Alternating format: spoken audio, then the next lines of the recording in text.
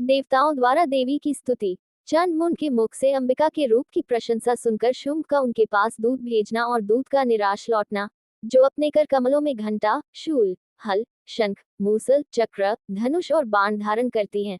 शरद ऋतु की शोभा संपन्न चंद्रमा के समान जिनकी मनोहर कांति है, जो तीनों लोकों की आधारभूता और शुंभ आदि दैत्यों का नाश करने वाली है, तथा गौरी के शरीर से जिनका प्राकट्य हुआ है, उन महासरस्वती देवी का मैं निरंतर भजन करता हूँ। ऋषि कहते हैं, पूर्व काल में शुंभ और निशुंभ नामक असुरों ने अपने बल के घमंड में आकर शचीपति इंद्र के हाथ से तीनों लोकों का राज्य और यज्ञ भाग छीन लिए। वे ही दोनों सूर्य, चंद्रमा, कुबेर, यम और वरुण के अधिकार का भी उपयोग करने लगे। वायु और अग्नि का कार्य भी वे ही करने लगे। उन दोनों ने सब देवताओं को अपमानित, राज्य भ्रष्ट, पराजित तथा अधिकारहीन करके स्वर्ग से निकाल दिया। उन दोनों महान असुरों से तिरस्कृत देवताओं ने अपराजिता देवी का स्मरण किया और सोचा, जगदम्बा ने हम लोगों को वर दिया था कि आपत्तिकाल में स्मरण करने पर मैं तुम्हारी सब आपत्तियों का तत्काल नाश कर दूंगी।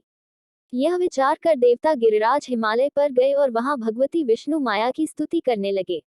देवता बोले, देवी को नमस्कार है, महादेवी शिवा को सर्वदा नमस्कार है, प्रकृति एवं भद्रा को प्रणाम है। हम लोग नियम पूर्वक जगदम्बा को नमस्कार करते हैं। रौद्रा को नमस्कार है, नित्या, गौरी एवं धात्री को बारंबार नमस्कार है। ज्योत्सनामयी, चंद्रोरूपिणी एवं सुख स्वरूपा देवी को सतत प्रणाम है। शरणागतों का कल्याण करने वाली वृद्धि एवं सिद्धि रूपा देवी को हम बारंबार नमस्कार करते हैं। नैऋति, राक्षसों की लक्ष्मी, राजाओं की लक्ष्मी तथा शर्वाणी शिव पत्नी स्वरूपा आप जगदम्बा को बार बार नमस्कार है। दुर्गा, दुर्परा, दुर्गम संकट से पार उतारने वाली, सारा, सबकी सारभूता, सर्वकारिणी, ख्याति, कृष्णा और धूम्रा देवी को सर्वदा नमस्कार है। अत्यंत सौम्य तथा अत्यंत रौद्र रूपा देवी को हम नमस्कार करते हैं, उन्हें हमारा बारंबार प्रणाम है। जगत की आधारभूता कृतिका देवी को बारंबार नमस्कार है, या जो देवी सब प्राणियों में विष्णु माया के नाम से कही जाती हैं, उनको नमस्कार, उनको नमस्कार, उनको बारंबार नमस्कार है।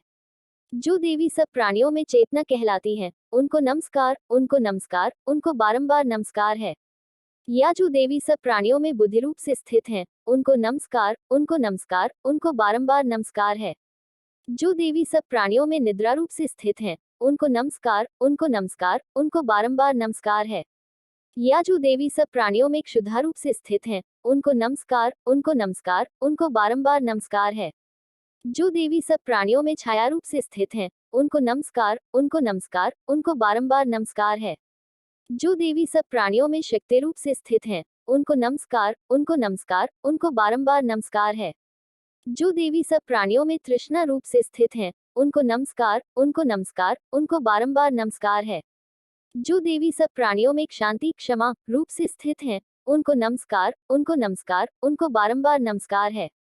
जो देवी सब प्राणियों में जाति रूप से स्थित हैं, उनको नमस्कार, उनको नमस्कार, उनको बारंबार नमस्कार है। या जो देवी सब प्राणियों में लज्जा रूप से स्थित हैं, उनको नमस्कार, उनको नमस्कार, उनको बारंबार नमस्कार है। जो देवी सब प्राणियों में शांति रूप से स्थित हैं, उनको नमस्कार, उनको नमस्कार, उनको बारंबार नमस्कार है।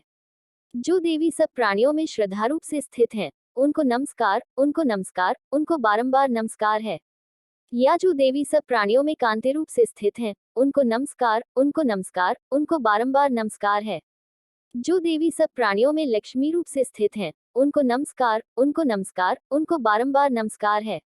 जो देवी सब प्राणियों में वृद्धि रूप से स्थित हैं, उनको नमस्कार, उनको नमस्कार, उनको बारंबार नमस्कार है। या जो देवी सब प्राणियों में स्मृति रूप से स्थित हैं, उनको नमस्कार, उनको नमस्कार, उनको बारंबार नमस्कार है। या जो देवी सब प्राणियों में दया रूप से स्थित हैं, उनको नमस्कार, उनको नमस्कार, उनको बारंबार नमस्कार है।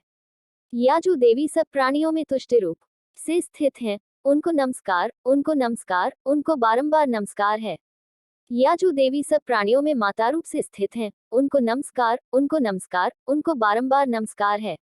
जो देवी सब प्राणियों में भ्रांति रूप से स्थित हैं, उनको नमस्कार, उनको नमस्कार, उनको बारंबार नमस्कार है।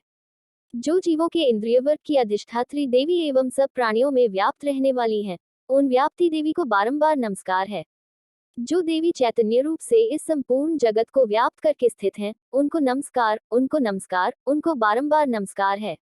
पूर्व काल में अपने अभीष्ट की प्राप्ति होने से देवताओं ने जिनकी स्तुति की तथा देवराज इंद्र ने बहुत दिनों तक जिनका सेवन किया, वह कल्याण की साधनभूता ईश्वरी हमारा कल्याण और मंगल करे तथा सारी आपत्तियों का नाश कर डाले करे। उद्दंड दैत्यों से सताए हुए हम सभी देवता जिन परमेश्वरी को इस समय नमस्कार करते हैं तथा जो भक्ति से विनम्र पुरुषों द्वारा स्मरण की जाने पर तत्काल ही संपूर्ण विपत्तियों का नाश कर देती हैं, वे जगदम्बा हमारा संकट दूर करें। ऋषि कहते हैं, राजन, इस प्रकार जब देवता स्तुति कर रहे थे, उस समय पार्वती देवी गंगाजी के जल में स्नान करने के लिए वहां आई। उस सुंदर भाव वाली भगवती ने देवताओं से पूछा, आप लोग यहाँ किसकी स्तुति करते हैं?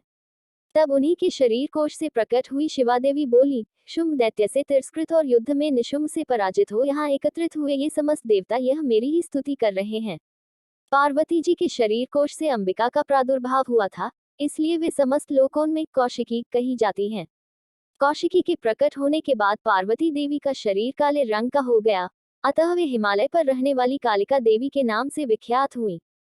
तदनंतर शुंभ निशुंभ के भृत्य चंड मुंड वहां आए और उन्होंने परम मनोहर रूप धारण करने वाली अंबिका देवी को देखा। फिर वे शुंभ के पास जाकर बोले, महाराज, एक अत्यंत मनोहर स्त्री है, जो अपनी दिव्य कांति से हिमालय को प्रकाशित कर रही है। वैसा उत्तम रूप कहीं किसी ने भी नहीं देखा होगा। असुरेश्वर, पता लगाइए वह देवी कौन है और उसे ले लीजिए। स्त्रियों में तो वह रत्न है, उसका प्रत्येक अंग बहुत ही सुंदर है तथा वह अपने श्री अंगों की प्रभा से संपूर्ण दिशाओं में प्रकाश फैला रही है। दैत्यराज, अभी वह हिमालय पर ही मौजूद है, आप उसे देख सकते हैं। प्रभु, तीनों लोकों में मणि, हाथी और घोड़े आदि जितने भी रत्न हैं, वे सब इस समय आपके घर में शोभा पाते हैं। हाथियों में रत्नभूत ऐरावत, यह पारिजात का वृक्ष और यह उच्चे शुभा घोड़ा ये सब आपने इंद्र से ले लिया है। हंसों से जुता हुआ यह विमान भी आपके आंगन में शोभा पाता है।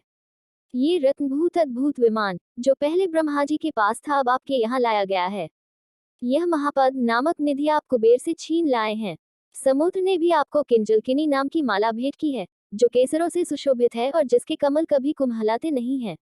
सुवर्ण की वर्षा करने वाला वरुण का छत्र भी आपके घर में शोभा पाता है तथा ये श्रेष्ठ रथ, जो पहले प्रजापति के अधिकार में था, अब आपके पास मौजूद है। दैत्येश्वर, मृत्यु की उत्क्रांतिदा नाम वाली शक्ति भी आपने छीन ली है तथा वरुण का पाश और समुद्र में होने वाले सब प्रकार के रत्न आपके भाई निशुंभ के अधिकार में हैं।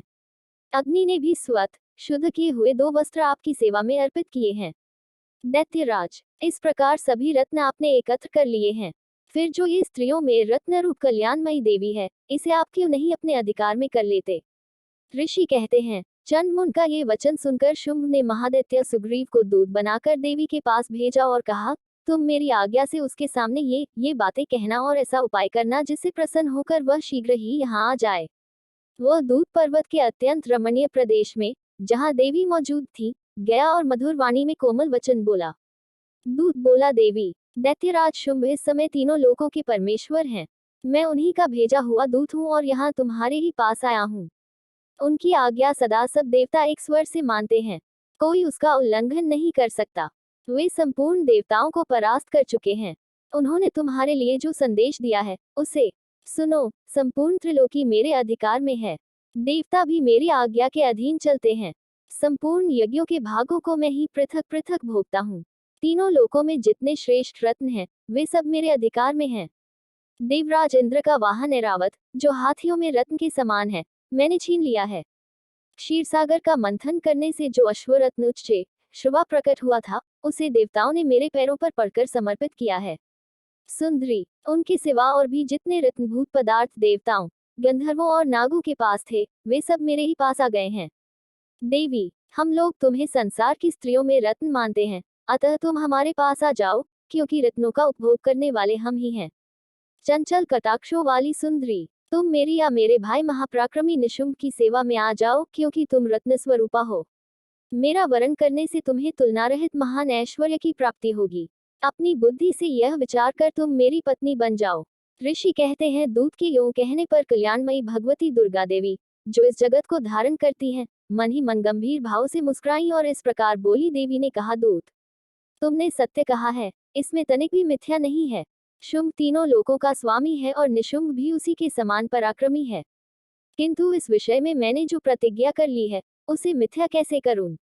मैंने अपनी अल्प बुद्धि के कारण पहले से जो प्रतिज्ञा कर रखी है, उसे सुनो, जो मुझे संग्राम में जीत लेगा, जो मेरे अभिमान को चूर्ण कर देगा तथा संसार में जो मेरे समान बलवान होगा, वही मेरा स्वामी होगा। इसलिए शुंभ अथवा महादित्य निशुंभ स्वयं ही यह पधारे और मुझे जीतकर शीघ्र ही मेरा पाणी ग्रहण कर ले। इसमें विलंब की क्या आवश्यकता है?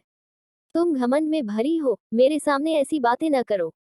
तीनों लोकों में कौन ऐसा पुरुष है जो शुंभ निशुंभ के सामने खड़ा हो सके? दूत बोला, देवी देवी, अन्य दैत्यों के सामने भी सारे देवता युद्ध में नहीं ठहर सकते, फिर तुम अकेली स्त्री होकर कैसे ठहर सकती हो? जिन शुंभ आदि दैत्यों के सामने इंद्र आदि सब देवता भी युद्ध में खड़े नहीं हुए, उनके सामने तुम स्त्री होकर कैसे जाओगी? इसलिए तुम मेरे ही कहने से शुंभ निशुंभ के पास चली चलो। ऐसा करने से तुम्हारे गौरव की रक्षा होगी, अन्यथा जब वे केश पकड़कर घसीटेंगे, तब तुम्हें अपनी प्रतिष्ठा खोकर जाना पड़ेगा। तुम्हारा कहना ठीक है, शुंभ बलवान है और निशुंभ भी बड़ा पराक्रमी है, किंतु क्या करूं? मैंने पहले बिना सोचे समझे प्रतिज्ञा कर ली है। अतः अब तुम जाओ, मैंने तुमसे जो कहा है वह सब दैत्यराज से आदरपूर्वक कहना, फिर वे जो उचित जान पड़े करें। इस प्रकार श्री मार्कंडेय पुराण में सावर्णिक मनवंतर की कथा के अंतर्गत देवी महात्म्य में देवी दूत संवाद नामक 5वां अध्याय पूरा हुआ।